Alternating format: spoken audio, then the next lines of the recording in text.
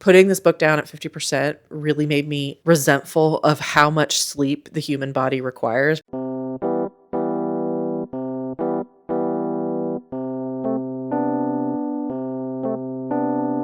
Hello everyone, and welcome back to my channel. Read, share, repeat, where we discuss books from the perspective of an aspiring fantasy author.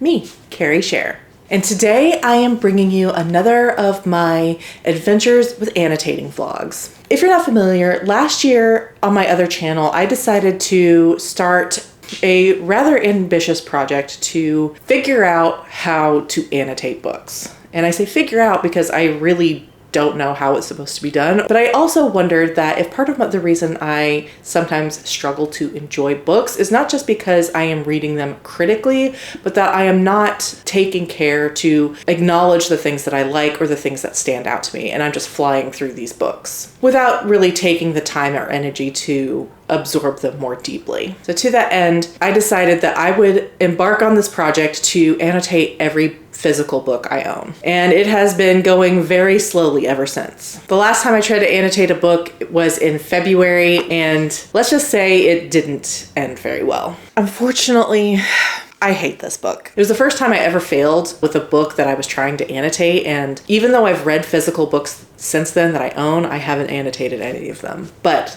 I'm really looking forward to getting back into annotating again, especially with the book that I have chosen for this vlog, which is, of course, Gideon the Ninth by Tamsin Muir. If you're familiar with my content, you probably know that my struggles with this book started last year when I tried to read this in the middle of a reading slump and ended up only getting about 20% of the way through. And then I just never got back to it. Not for any real reason. I have no doubt that I will enjoy this book. And then last month, I decided it was finally going to be the month where I read it, and then I slumped again. But I am out of my slump, and I am making it a point to get this book read. Like I said, because of my past experience with it, I already know I'm going to like it. And that's not even taking into account all the wonderful things I've heard about this series so far. So last night I read to about the 10% mark. And as you can see, I already have an array of colors. I've already used 4 different kinds of tabs, and I am just really enjoying going through this book. I've only read like 45 pages, but I'm really enjoying it. So going through them, I've got green, and green is the most used so far. And green is questions. It's starting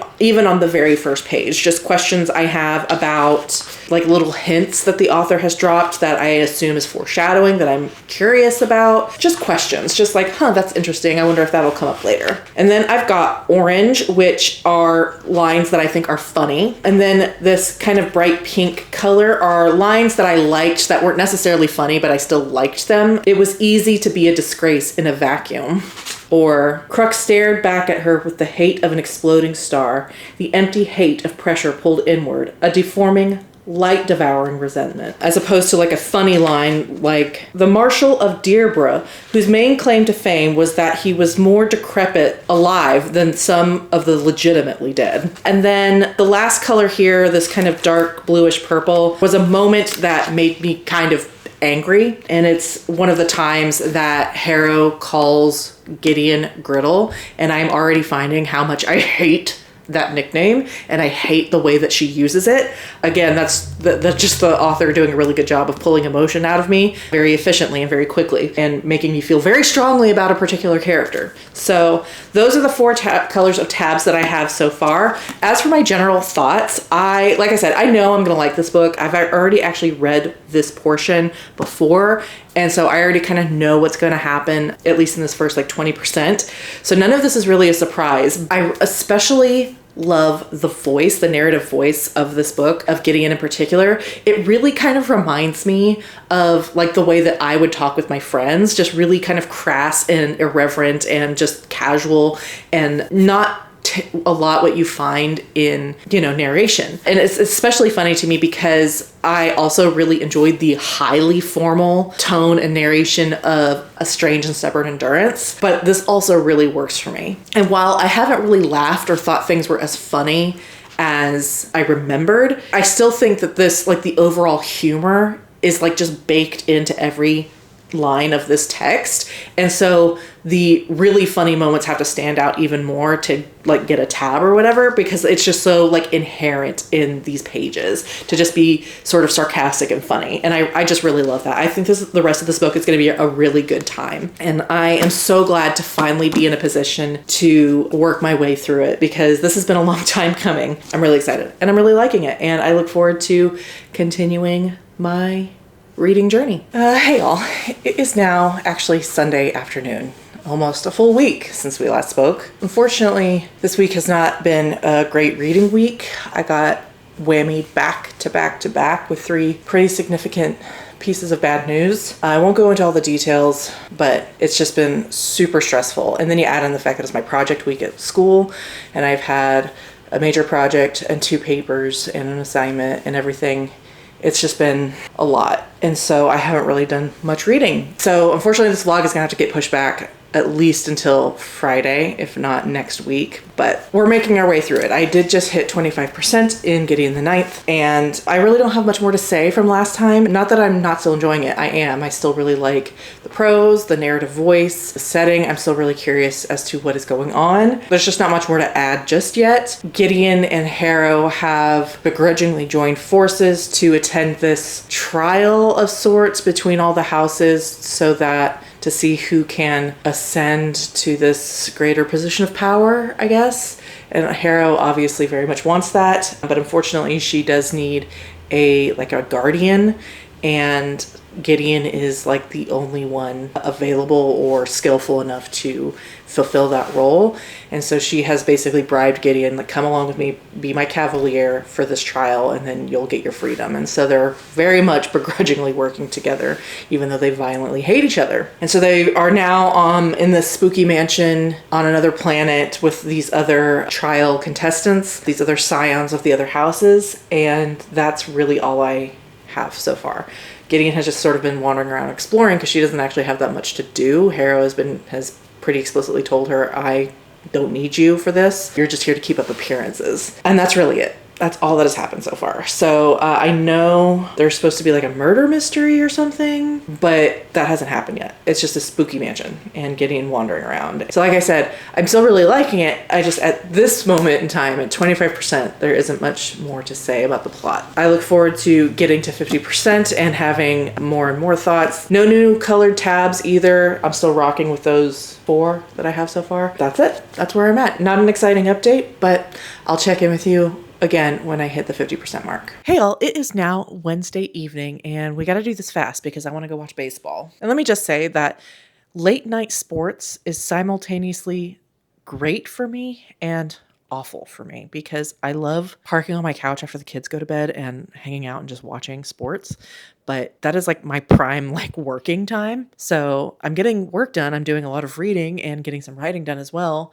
But I'm not wanting to update much because I just want to hang out and watch the games. So we're going to do this real quickly. Last night, I hit the 50% mark of Gideon the Ninth. And I don't really think I've talked about it enough in this vlog so far, how much I am thoroughly enjoying this experience, because I really am. I was looking at my tabs and orange, all these orange ones. Orange indicates all the times I've laughed out loud, not just a line I thought was funny, like literally laughed out loud. And I'm almost out of orange. I'm actually gonna have to migrate to a new color soon because I'm running it. I'm on my last 2. This book is just so fucking funny and entertaining. I can't even begin to describe. We do have one new color joining the fray, this sort of light purple color.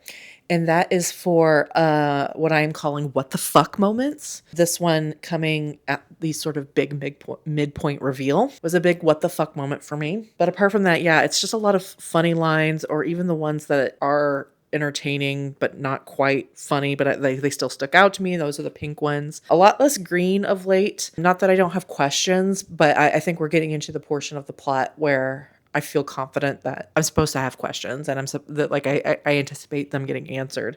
So I haven't been tabbing green quite as much, and that's really about it. No more like moments of violent hatred that I felt in this one dark color here. Needless to say, I am really, really liking this book, as I knew that I would. It's probably going to be a 5-star, again, as I thought that it probably would.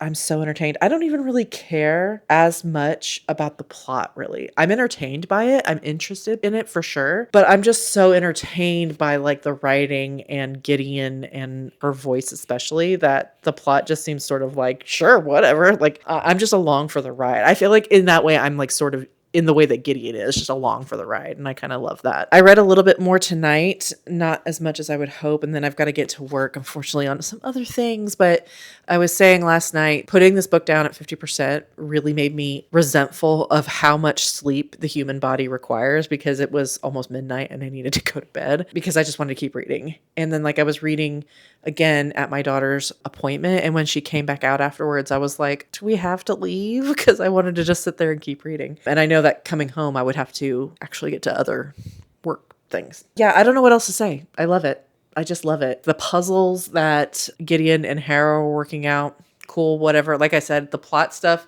is interesting, but it's almost secondary to the other like really enjoyable things about this book. I tend to pick up speed as I enter the latter half of books. I don't think that'll be any different here, other than the fact that I do unfortunately still have to work and do other stuff other than read. So I'm hoping by Friday that this sucker will be done. And I'm so glad that I finally have gotten around to reading it.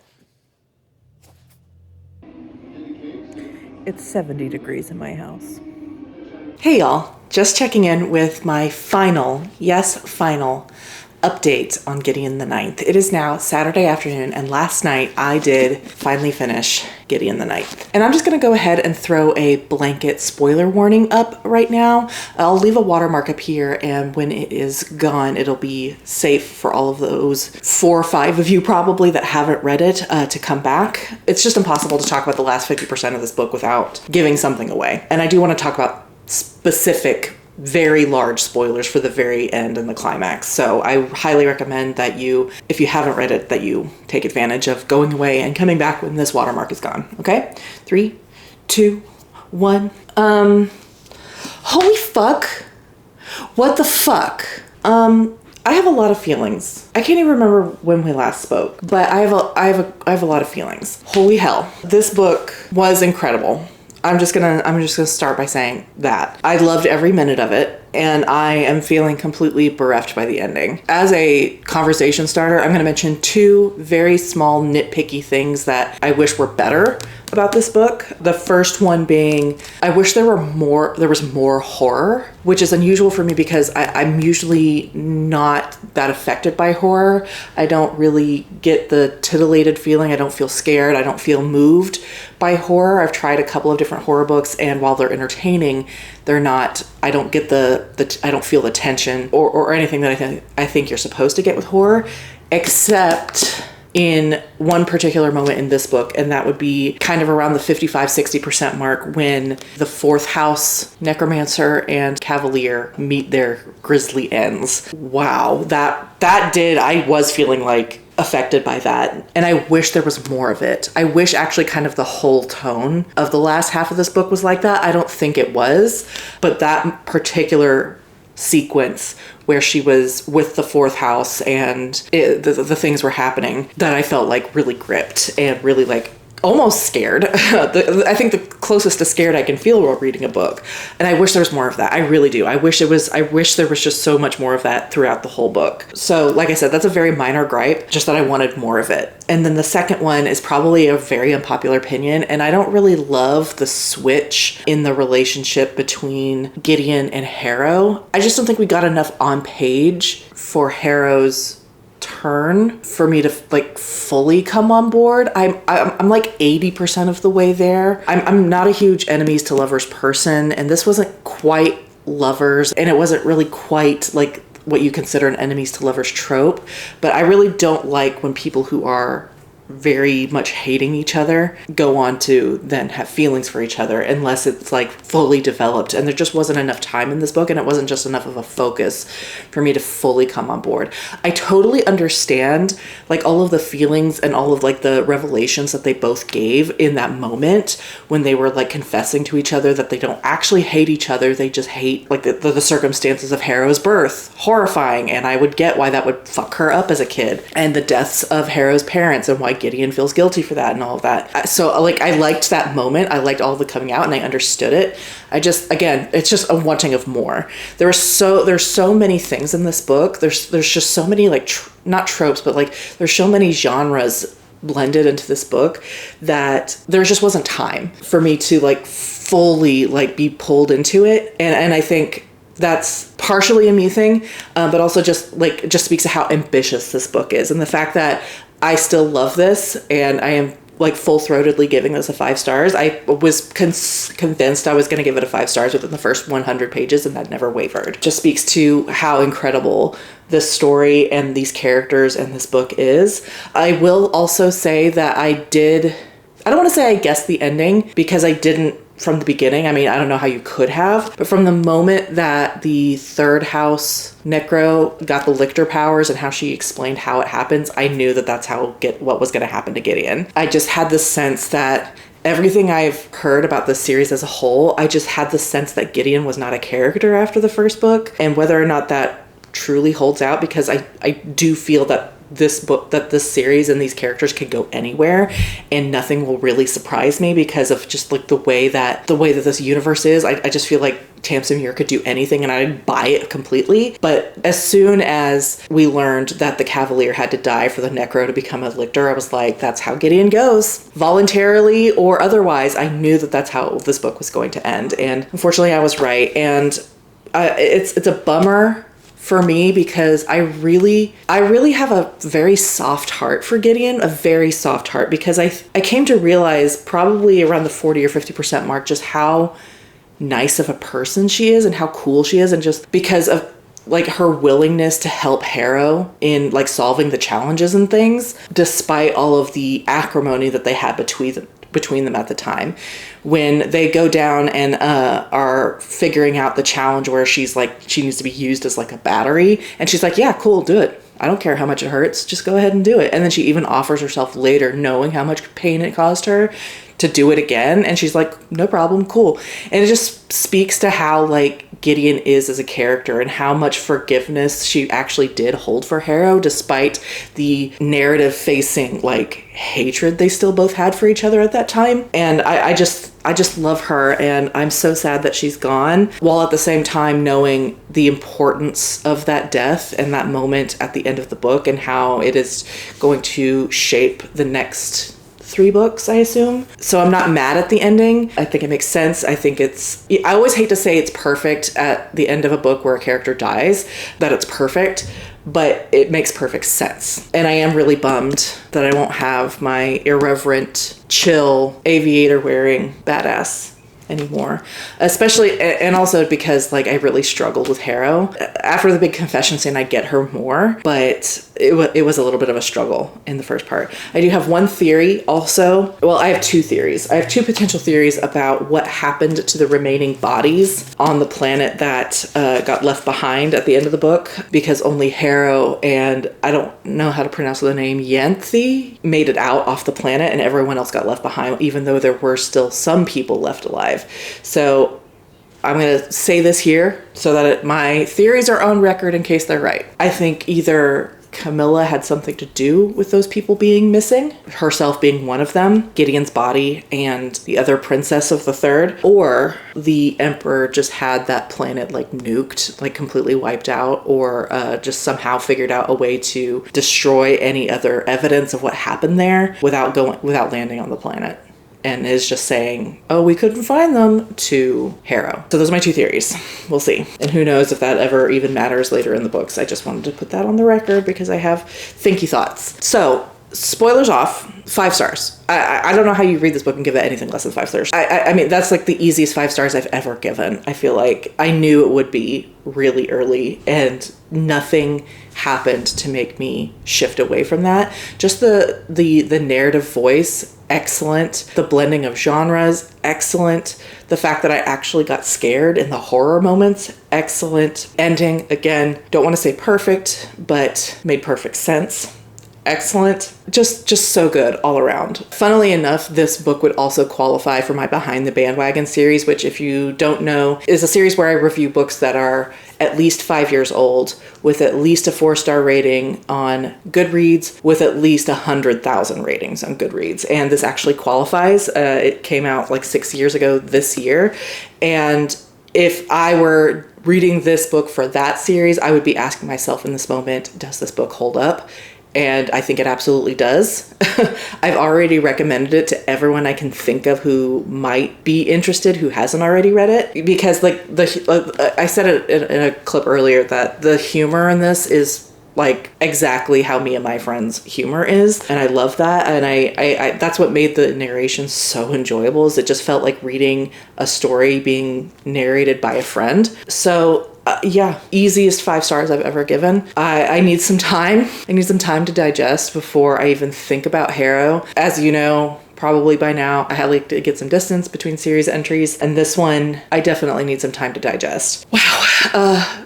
What an incredible book. I am so glad that I finally stopped pussyfooting around and got on the horse and read this, because it was everything that I expected it to be, just based on the reviews and based on just the reverence people have for this series thus far, and the like dire thirst for the fourth and final book. And I was not let down. So well done, internet. And with that, thank you so much for watching. I so appreciate it. If you like my content and want to support the channel, please like and subscribe, or consider leaving a comment down below. If you made it all the way to the end of this video, leave me a skull emoji for Gideon's face and for all the bones in this book. In my next video, I will have my May TBR for you. I hope you look forward to it, and I will see you then. Bye.